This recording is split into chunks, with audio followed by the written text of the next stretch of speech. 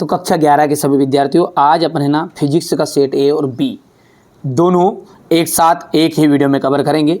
बहुत सारे बच्चों के कमेंट आ रही थी बार बार, सर हमें सेट पेपर नहीं मिल पा रहे थे, तो इसलिए सेट ए और बी दोनों पेपर बड़ी रिसर्च के बाद बता रहा हूँ और एक ही वीडियो में एक साथ आपको बता रहा हूँ, ताकि हमारे बच्चों को अच्छे नंबर लाने से कोई नहीं रोक सके। आपका ध्रुवों पर जो जी का मान है वो कैसा होता है? अधिक होता है।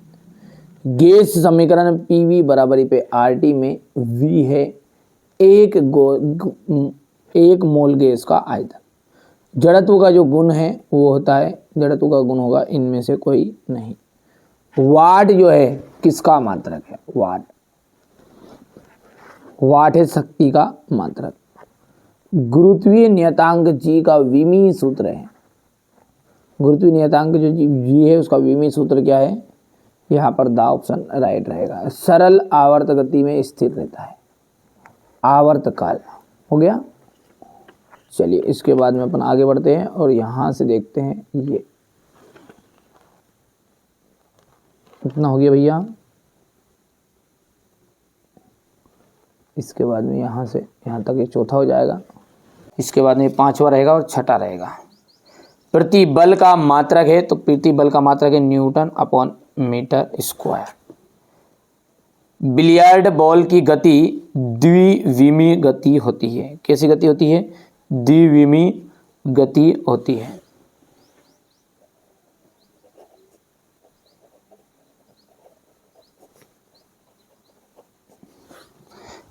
पृथ्वी के केंद्र पर गुरुत्वीय त्वरण का मान, पृथ्वी के केंद्र पर गुरुत्वीय त्वरण का जो मान होता है वो 0 होता है। जी एक क्या है? जी आपकी एक अदिश राशि है।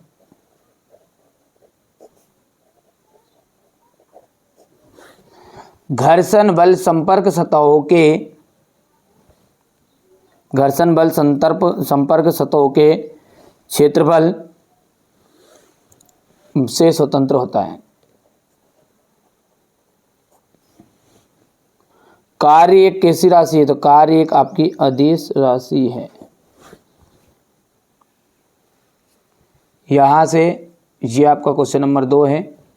ठीक है, जोड़ी क्या है आपकी वो मिलान कर लीजिएगा ध्यान से।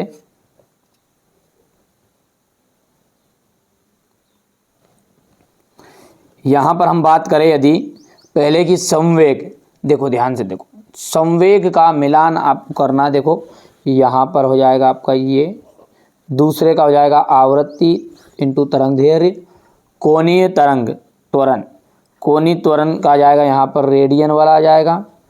और घूर्णन त्रिज्या का यहाँ पर देख सकते हैं ये चौथा आ जाएगा, सॉरी आवृत्तता सिद्धांत। और घूर्णन त्रिज्या का आ जाएगा यहाँ पर ये, और छठा जो है वो आपका यहाँ से आ जाएगा, है ना भैया? कर लेना है कंप्लीट।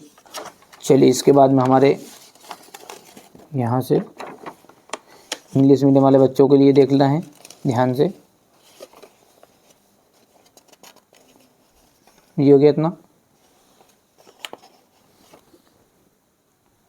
अगला देखिएगा, त्वरण क्या है इसका एसआई मात्रक लिखिए। तो देखो त्वरण क्या है? वस्तु में वेग परिवर्तन की दर त्वरण कहलाती है। तो यहां पर लिख लेंगे वस्तु में वेग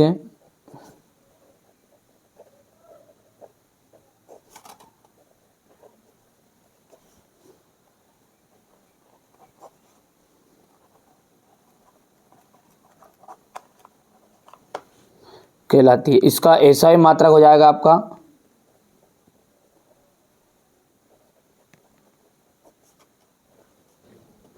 एसआई मात्रक हो जाएगा metre upon second square.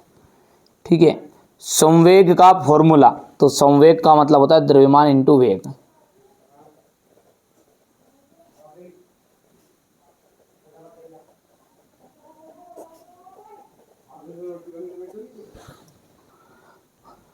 Hook का नियम की सीमा लिखिए। तो यहाँ नियम केवल ठोस पदार्थों के लिए लागू होता है। यहाँ नियम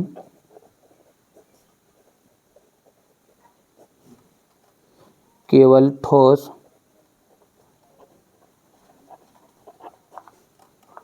पदार्थों के लिए लागू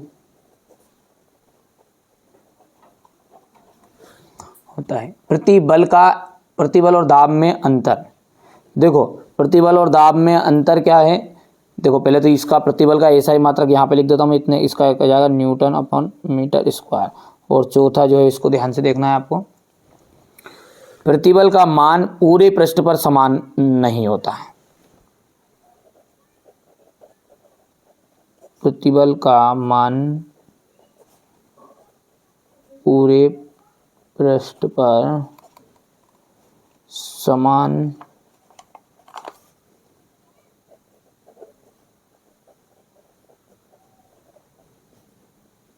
लेकिन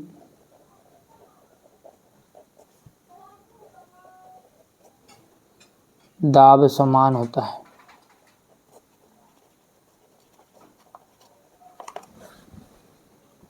ठीक है भैया, यहाँ से आप देख सकते हैं ये क्वेश्चन नंबर 4 है ये, और क्वेश्चन नंबर 5 का सत्य सत्य देख सकते हैं आप ध्यान से। ठीक है, पहला जो है आपका यहाँ पर सत्य रहेगा, दूसरा भी सत्य है, तीसरा सत्य रहेगा, चौथा सत्य है और पांचवा भी आपका सत्य रहने वाला है। तो ये 5 मैंने यहाँ पर सत्य सत्य बता दिए हैं। ठीक है भैया, इसके बाद में अपन बात करें तो आगे की, तो यहाँ से आप ये ट्रू फॉल्स है इंग्लिश मीडियम वाले बच्चों के लिए। क्वेश्चन नंबर 6 को ध्यान से देखो, एसआई पद्धति में एक संबद्ध प्रणाली क्यों है। निम्नलिखित भौतिक राशियों के लिए विमीय सूत्र लिखिएगा।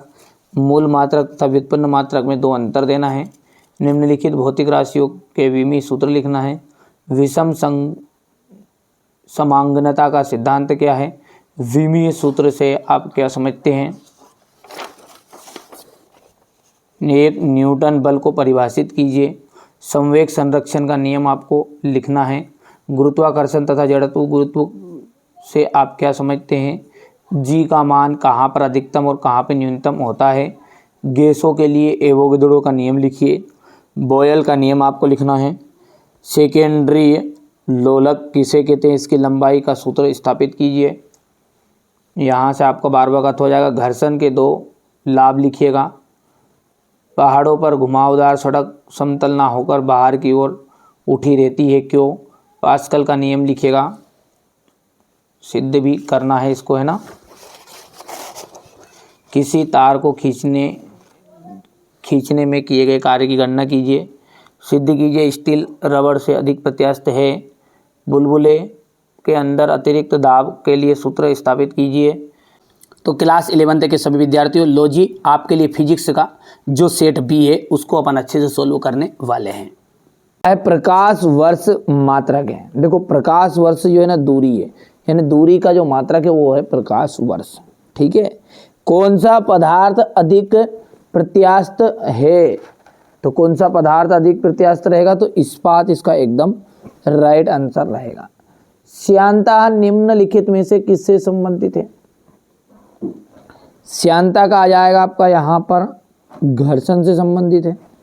ठीक है, अगला देखते हैं क्या बोल रहा है कि वायुमंडलीय दाब का जो मान होता है वो होता है 10⁵ पास्कल। रेखीय संवेग के आघूर्ण को क्या कहते हैं। रेखीय संवेग के आघूर्ण को हम बल आघूर्ण के नाम से जानते हैं। और प्रकाश वर्ष का मात्रक है दूरी का। ठीक है भैया, इसके बाद में फिर आगे बढ़ते हैं। यहाँ से देख सकते हैं choose of the correct option है इंग्लिश मीडियम वाले बच्चों के लिए। ठीक है भैया, हो गया, ये बढ़िया से कंप्लीट करेंगे वो।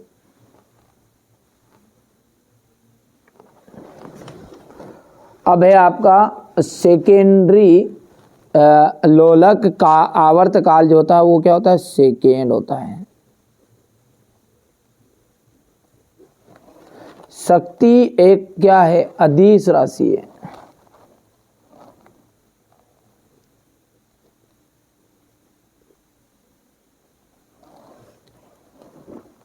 एसआई पद्धति में निरपेक्ष मात्रक क्या है, जूल है। कोणीय संवेग का सूत्र omega d phi upon dt है। और अगला क्या है आपका, यहाँ पर देख सकते हैं ताप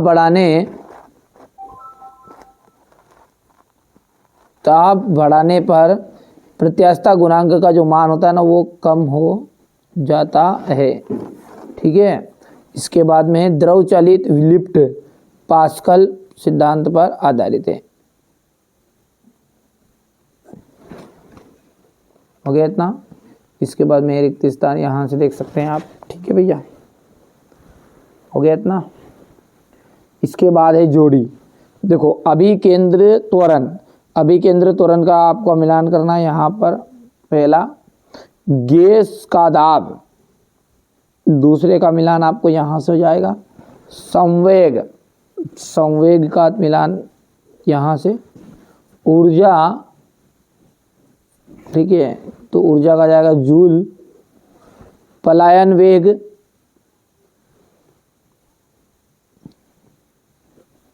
यहाँ से मिलान होगा, और कोण कक्षी √GR आ जाएगा। ठीक है, आगे बढ़ते हैं। यहाँ से इंग्लिश मीडियम वाले बच्चे बढ़िया से कंप्लीट कर लेंगे।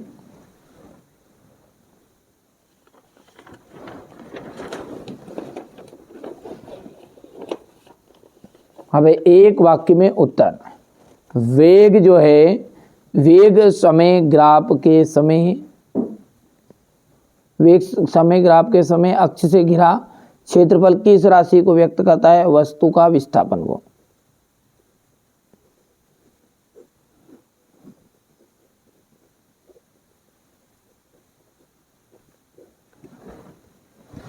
थोड़ा छोटा करते हैं।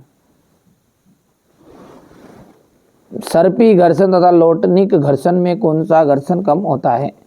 तो अगला लोटनिक घर्षण।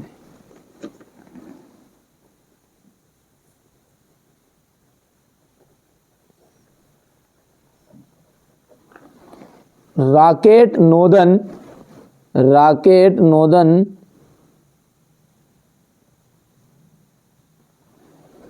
तो रॉकेट नोदन जो है वो उसकी कार्यविधि किस सिद्धांत पर आधारित है?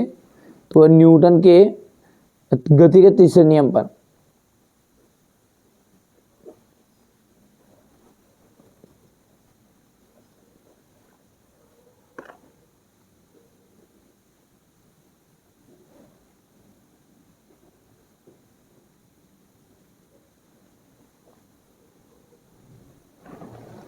और घूर्णी गति का द्वितीय समीकरण लिखिए।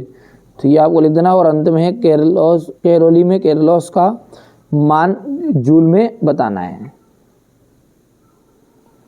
एक कैलोरी में का जो मान है वो जूल में बताना है। तो ये कितना हो जाएगा आपका यहाँ पर, ये भी आपको कंप्लीट कर लेना है ना। ये 2 क्वेश्चन नहीं मिले थे मेरे को, थोड़ा सा छोटा कर देते हैं ये यहाँ से। अब है सत्य और असत्य। देखो भैया, सत्य और असत्य में कुछ नहीं है। पहला जो है ना वो आपका असत्य रहेगा, दूसरा जो है ना वो राइट रहेगा, तीसरा आपका सत्य है, चौथा भी सत्य, और पांचवा जो है ना वो आपका गलत है। ये कर लेना है। यहाँ से आ जाएगा इतना। क्वेश्चन नंबर 6 को देख लो ध्यान से। ये यहाँ पर इसका अथवा है, वेग और चाल में अंतर। ये क्वेश्चन नंबर 8 है आपका। पूरा सॉल्यूशन अभी प्रोवाइड कराऊंगा आपको मैं। ये क्वेश्चन नंबर 9 हो गया है। ये 10 अथवा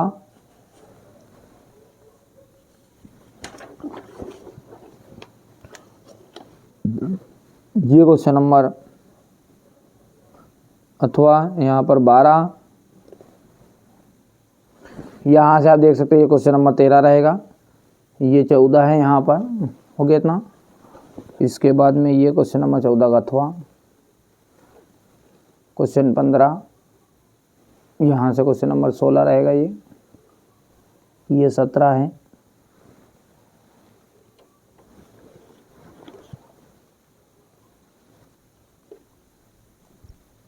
ये 18